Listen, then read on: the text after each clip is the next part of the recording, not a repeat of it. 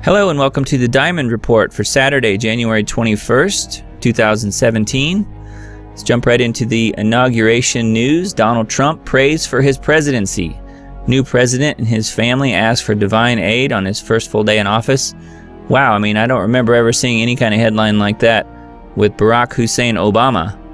I don't even remember hearing him ask for Allah's help.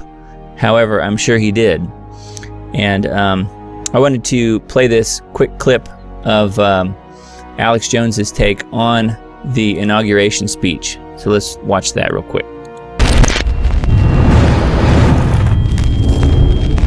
Please raise your right hand and repeat after me.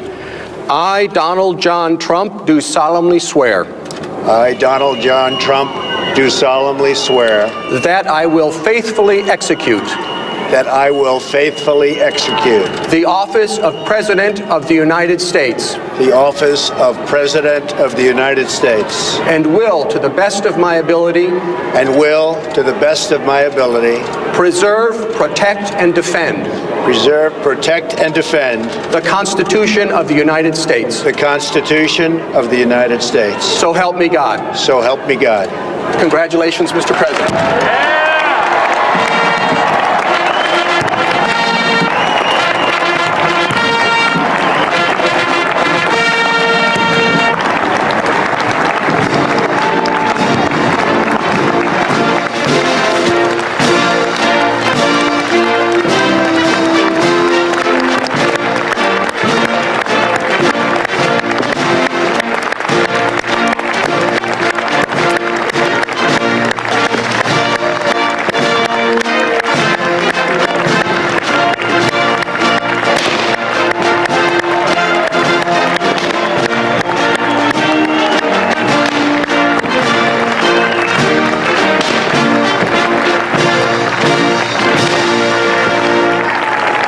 Going to take over here for about 10 minutes and hand the baton back to you guys, and I'm going to come in later in the 14-hour marathon broadcast with you guys.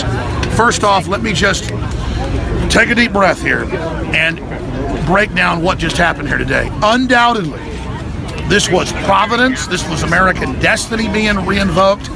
This was Trump declaring the birthright of this republic that George Washington talked about, and that providence that started back in 1776. He invoked it. It was so historical, and I knew they were going to invoke it. It just came into my mind, and I knew, even though he hasn't given the speech, and I haven't talked to Trump about this, I knew what was about to happen, and I said, I've got a tweet that they're going to re-invoke the birthright. I could just feel it, because that's really what this is. And then the media was asking me, even the New York Times had seen the tweet, they said, did you talk to Trump? How did you know it was in the speech? Nobody else did. And I said, no, this is Americana. Do you understand? We're reading the same book. It's the same spirit. So I will tell them what I've talked about with Trump. The spirit of America. Can you feel it rising? Trump feels it, he knows it, he loves it, and he wants to serve the people and empower the people and have America be incredibly wealthy again and empower the globe. Back when we had 50% of the world's wealth just 30 years ago, we were sending more money to countries than we are now and more industry. Now all we send is corporate global slavery. The corporate globalists are monopoly men. They do not want us to be prosperous. And so the message we heard in this speech has been my message for over a decade. Longer than that, but this is Americanism versus globalism. So Trump isn't reading from my sheet of music. It's the sheet of music that's reality. And that's why it's so similar to what I say on the show than what you hear Trump say later. Okay, and yes, Trump obviously does listen to the show. He's told me. But let's just move past all that. What really matters here is that the people are so awake. I'm not kidding. Every second person I walk by is a listener. It is blowing my mind. You've seen the live feeds, the amount of young people, the amount of teenagers that are listeners. This is indicative of the huge, incredible awakening that is happening on a planetary scale, not just here. So make no mistake, this revolution against globalism is something that belongs to the people. And Trump said that. This revolution is about you. You are what empowers it. You are the future. And we're going to get out of your way and let you have your destiny, have your dreams. And we understand America's special in that destiny, and that as America goes, the rest of the world goes. Washington envisioned all of this in his farewell address. He saw this in Providence, in a vision, and now it's all come true. The enemy knew that, so that's why they always invoke the occult. Don't talk about God or Christ. Don't talk about Providence. Don't say, you know, America is great and all this stuff, to demoralize us not to have this birthright. It's why they teach you in school how horrible, you know, the idea of American providence and manifest destiny and all of this is, and talk about the problems and crimes associated. There's problems and crimes associated with any humans or any movement, but overall the greater destiny to defeat tyranny worldwide and to stop a great evil in the future. And I believe it's going to be this republic in the future that defeats the entire world government, anti-human, eugenics-based technocracy system. So we're here. This is a giant victory for humanity. It is massive. And looking at Michelle and looking at Obama up on the Jumbotron, when they were singing the Star Spangled Banner, Obama, with that arrogant, smug feeling that he's better than everybody, looked like he was dying. He had a fake smile. Michelle was frowning the entire time, because these are cult members who were put in power by the globalists so that they could help destroy the country and divide the nation. They are absolutely evil and want poor people not to have a future. That's why he goes to Africa and says, you can't have cars or air conditioning, because he is literally there to hurt poor people across the board, and they needed that face, though, as their cover to carry it out. Donald Trump right now is making hundreds of phone calls a day trying to get jobs into Detroit, trying to get jobs into Atlanta, trying to get jobs into all these places in the Midwest as well. Very, very, very exciting stuff is happening. This is just an incredible time to be alive, and I cannot stress to everybody how historical this is, because everything the New World Order's done has been designed to bring this country down, because they can't have a big, free, open, wealthy nation state with a big, fat middle class, upwardly mobile people inside this impoverished, anti-human world government system they're establishing. The American system is too much competition for them. They admit that in the white papers. The British government 200 years ago wrote they couldn't compete with the American system. And again, the British now are throwing off globalism. They're throwing off these monopoly systems. So this is an incredible time to be alive. It is an amazing time to be alive, and it is, quite frankly, so humbling and stunning, the fact that we go through these crowds of people of every race, color, and creed, who are all just humans with red blood. This is breaking the will of the media that's trying to create racial division and trying to say that if you're not a white person, you can't, you know, have guns or private property or a future. You don't have the American birthright. You don't have a future of wealth. That's your enemy. That's racist. This is a cult programming to make people poor and make them the slaves of the globalists, who all over the world will play different groups off against each other. If it's Ukraine, they'll play Catholic off against Orthodox. Or if it's a country in Africa, they'll play the Christians off against the animists or the Muslims, or vice versa. It's all divide and conquer, because the elite are destroying nation states and trying to make us poor. So, America died basically in the last few years. It was a globalist program, Bush's and Clinton's behind it, with criminal elements of the intelligence agencies. But America isn't just a person. Sure, a person doesn't get resurrected unless it's Jesus or Lazarus, but a country can come back from the dead, and America began to come back from the dead in the last few months, and now has come back to life. The Phoenix is coming up right now, and how powerful that Phoenix is, how incredible that destiny is up to us. We are what breathes life into the spirit, it into us, and the enemy knows everything's energy. You see, forget all the religious books and all the stuff you can hear from the preachers who are there to control the paradigm. The enemy wants to destroy our spirit, make us feel weak, so we don't take our birthright and destiny. We're taking the destiny in our hands. We're breathing life into it, and those devil worshippers up there, the enemy, Chucky Schumer, devil worshiper, Obama, devil worshiper, it's well known. These are devil worshippers. What's a devil worshiper? They want to hurt other people. They want to be number one. They don't like seeing somebody succeed. Okay? What's somebody that wants prosperity and renaissance? They want wealth, a cornucopia. They're not jealous of somebody that's got a big house or a good-looking wife, or vice versa. As long as you don't take something from me, I think your success is great. These people are devil worshippers, and what happened today was the chief executive invited God back in and said, the door's open, and then said to the people, the door's open now to you. If you want this birthright, if you want goodness, we've all got to be good, and we've got to come together, And we've got to, whether you're black-hired white people, if you're white-hired black people, whatever, we got to come together about issues that we stand for and what we believe in and transcend all the control. The media pushed way too hard with all the race garbage. Now they're saying he's a Russian spy. Now they're saying they've got communiques with him and the Russians. And that literally now he tells, it's not just Maxine Waters, it's the New York Times now says that Putin actually told him Hillary was crooked. That's right, America. You can't have your own ideas. You can't have a strong leader. The Russians are the reason Trump got elected, and everything comes from the Russians. Everybody knows that's BS. Nothing against the Russians, but we, America invents a lot of stuff too. We come up with a lot of stuff. Yeah, I mean, give me a break. You don't think we can't come up with crooked Hillary? Hell, somebody with a lobotomy can come up with that. That'd be that smart to come up with a crooked Hillary. You're right. So this is history happening right now. I want to skip this network break, and David Knight and the crew can pop in whenever they want here. But I'm going to go get settled down in an office and just take a shower or something and just get on my knees and pray to God. I'll be honest with you, I want to get in a room by myself and hit my knees and start crying because this is so good. And I'm telling you, man, the evil's going to strike back, but we got to be watching them. We got to be ready. But we know who they are. We know their plan. And I got to say it, it's been InfoWars. It's been InfoWars and you, the people. And our analysis has led the way as the blueprint battle plan to blow the hell out of them. I'll tell you, people always want me to take credit. I'm a humble person, but we need to take credit just to know what we're doing is working. InfoWars and our guests and myself and you, the listeners, the eyes and ears on the ground, and Matt Drudge and all of us together are the InfoWar. We are the blueprint and the operating system that just kicked the New World Order's ass. We got it. It's America 2.0, supercharged, ready, coming, committed. And our spirit, Trump shares 1,000 to 1, and our president's even got the name Trump. So get ready.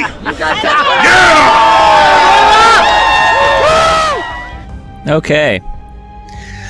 Wow. I mean, his passion is palpable. You can tell how passionate Alex is, and everything he covered in that 10 minutes or so was just incredible, and he's right. So I would just like to say, too, that I was praying for Trump as well on Inauguration Day and there before. There was several times where I had to really get on my knees and pray to God to let Hillary lose and to let the globalists lose and to let Obama and everybody sort of walk out with the tail between their legs. And I think that's what's happened. I think it's important, too. Alex mentioned that Phoenix, that the country is going to rise from the ashes, and the New World Order, the globalists want to create a situation where the country is totally burned to the ground, literally and figuratively both.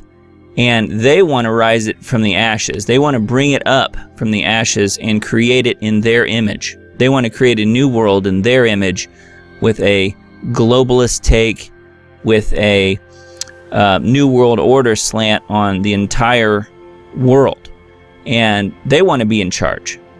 But what Alex is saying is, we're going to rise from the ashes and put God in charge, the one true real God in this universe, and put him in charge. And we need Trump in the White House so that we're able to do that with his help and with God's help in his providence. So we thank everybody out there who's been praying for Donald Trump and been praying for our country and praying to God, to Jesus Christ, that we're able to get the right person into office who's able to break the chains that have been put on us, those shackles that are trying to hold us down as a country and as a people in general, as the world. Trump is now the leader of the free world, and I believe that he does have God's providence with him, and I do think that God will protect him physically until such time as his work is done, and we don't know when that will be. Okay, so jumping into Earthquake 3D, you can see I've got the global feed pulled up here, and you can see that the North American Craton is continuing to move right along its ridge, right here where these quakes are, and that's because we've had some renewed pressure along the west coast, pushing over to the east, just as Dutchsinse says, and you can see it going on right here, right along the ridge. We even had a 2.7 in the New Madrid seismic zone. There's another quake. And if we jump over here to the USGS site, it says Wickliffe, Kentucky, which is the New Madrid seismic zone. It's right here. Here's Nashville. That's where I'm at. 2.8 is not very big, of course. You can't even feel it. However, just know that that movement is happening and it's transferring from west to east. But that all starts as a result of renewed pressure and quakes, deep quakes generally happening in the western Pacific. And as I back out of here just a little bit, I'm going to turn the quakes back to the maybe 2 days worth, just to not have too many on the screen at once here. And you can see the ongoing activity we have. We've got a little bit of a silent zone right here at southern Japan, again, Kyushu. So we probably need to be watching there for more movement, because we've got nothing here and we've got quakes to the north and quakes to the south. So that's some area we need to watch, as is this area right here in Papua New Guinea. Again, we've got a silent zone here. That's the fulcrum point between these sets of quakes that have happened. So you'll be expecting some movement right there. And as we move into Asia and Indonesia and so forth, Dutchsinse canceled his watches and warnings that he had for Indonesia near the Sumatra and Java area. He canceled that. That was where he had the 8.3 to 9.3 that he thought was going to happen based on the very deep 7.3 that happened several days back. And in fact, there was a quake that happened right here. It was only a 5 point something though. He had the time frame and the here 5.0. He had the time frame right. He had the location exactly right. I mean, it's right where he said. And the only thing that wasn't right was the magnitude. And there it is right there, 5.0, which is considerably less than an 8.3 to 9.3. But that's good, because even though the forecast was wrong, a quake that size would have undoubtedly caused a lot of damage and most likely a tsunami of some sort. The other area that he had forecast for movement was eastern Nepal, and you can see right here, there's a quake of 4.1 right there, which is near there, and I think it's fallen off the map now. There was a quake right here on eastern Nepal, and that little edge of India that sticks up right there. So he actually did have that right, and again, the magnitude was off because that very deep 7.3 that happened several days ago did not translate into a shallow, larger quake that he was expecting. And I think he's kind of gone back to the drawing board on that to figure out what's going on. But anyway, let me back this back off to 2 days worth so our screen doesn't slow down. And we've got another silent zone here in South America, so we're going to be watching that for more movement. This is Peru. We're not expecting a huge quake there, but we will see some movement probably along the coastline here in central Peru. I'm going to be in Peru in a few months down here in the Cusco area, and I'll talk more about that later. Okay, let's jump on over to the next part of the report I was going to give for you today. I want to try and keep this video as short as possible, and the Alex clip was pretty long, so let me just jump right into this one. Fluoride Poison on Tap, full documentary. This is a really great, probably the best film that I know about, at least, on fluoride and the dangers of fluoride. I just put this on my Diamond Disc YouTube channel, the same channel that you're watching the Diamond Report on. It's only got a few views so far because I just put it up, but definitely go there and watch this film. Let me show you just a couple minutes of it just so you can kind of get the idea as to what it's about. Here we go. Fluoride. It is hailed by the Centers of Disease Control and Prevention as one of the 10 great public health achievements of the 20th century. In fact, for over 60 years, the American Dental Association has stated that brushing with fluoride toothpaste will prevent tooth decay. But is this true? Is there more to the story than what we've been told? Triumph over tooth decay. Procter & Gamble announces Crest toothpaste with Fluoristan, its exclusive fluoride compound, world's greatest weapon against decay. Look, Mom, no cavities. Yes, Crest toothpaste really cuts down cavities because Crest has fluoride. The same fluoride dentists put right on teeth to prevent decay. With Crest, You put this fluoride on your teeth at home, too. Prevent cavities. Use Crest. Crest is accepted by the American Dental Association. Today, 95% of the toothpaste sold in the United States contains fluoride, and 72% of all water is fluoridated. Fluoride is safe and effective, and it's one of the most inexpensive ways to really cut down on dental decay. Anything we can do to help prevent cavities on children, I think, is very important. Absolutely, fluoride is safe. It's effective. Fluoridation of community water is extremely safe and extremely effective in preventing tooth decay. Science is on the side of fluoride being safe and effective. There is no controversy about this in the scientific community. If it's such a simple issue, how is it that it's still going on after half a century? I remember it being debated when I was 30 years ago. And it is continuously debated. But just because we've been doing something 50 years doesn't necessarily mean that it's right. Public health officials knew then what they know now. Would we have fluoride? Would it be added to our drinking water? Well, today a coalition of scientists, dentists, and doctors are taking action to stop fluoridation until it is proven safe. Okay. So I would definitely recommend going and watching this film on YouTube. It's on other channels too, but share this with your friends so they understand what's going on with fluoride and how it is poison.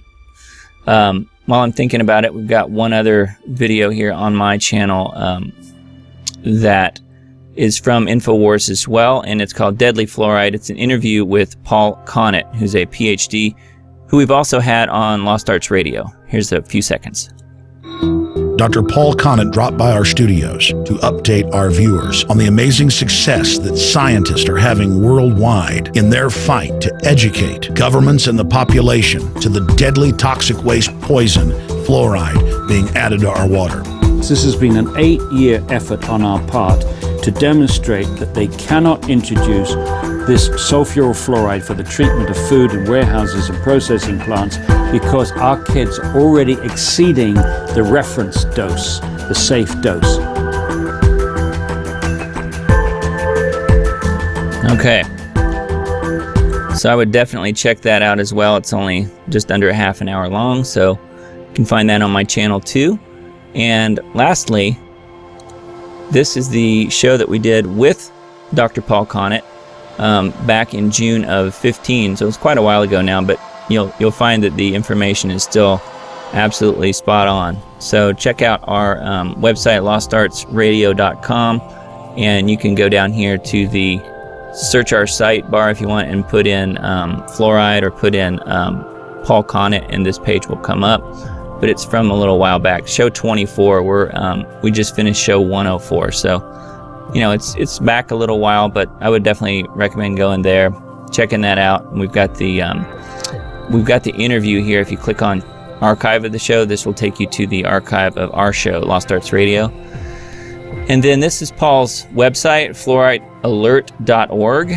Lots of really great information. I've even printed out stuff from this website and given it to my dentist. So I highly recommend going to that website and checking it out.